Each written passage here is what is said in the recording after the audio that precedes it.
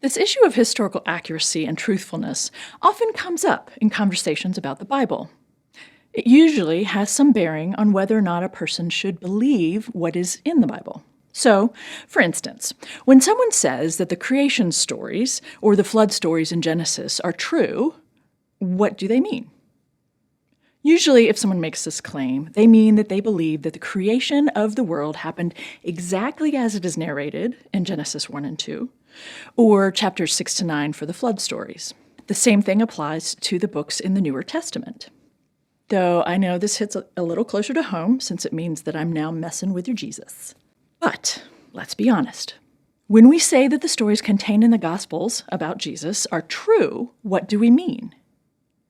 When you take a course on the Newer Testament, you're inevitably invited to consider the stories in the Gospels through more complex lenses than simply that they are all historically accurate recordings of Jesus' life. And this view of the Gospels can make them even more interesting and compelling. So, are we talking about historical accuracy? Or is it possible that we should be considering a more broad sense of true in terms of meaning or the message?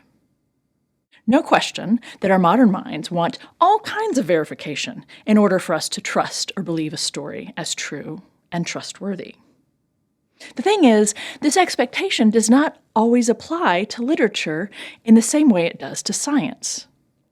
And I know that it can make some people quite uncomfortable to compare the Bible, what many believe to be words straight from God, to other secular texts like I just did.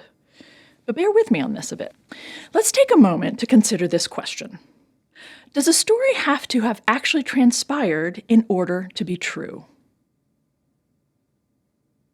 For example, do the stories about David all have to have transpired just as they are narrated in order for them to be meaningful?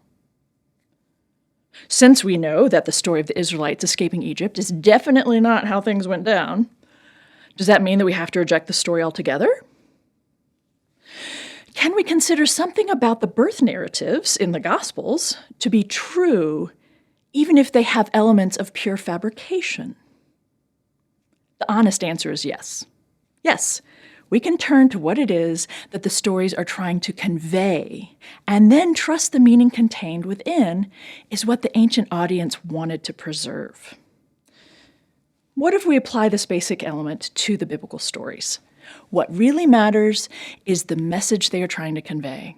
That is the part that people have believed and continue to believe. In that way, they are true. But that does not necessitate that those stories actually transpired. At the end of the day, what matters is that the stories contained in the Bible have been noted and collected and passed along. For that reason, they have created truth for billions of people over the centuries. What this angle on the topic of truth does is remove the issue of needing to prove or disprove the Bible. The stories communicate volumes, and we can honor that.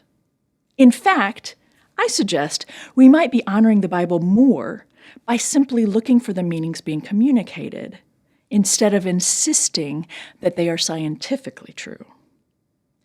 But it also invites those who believe that everything described in the Bible really happened to step out beyond this familiar assertion, however scary that might feel, and add some nuances to their understanding of what makes something true.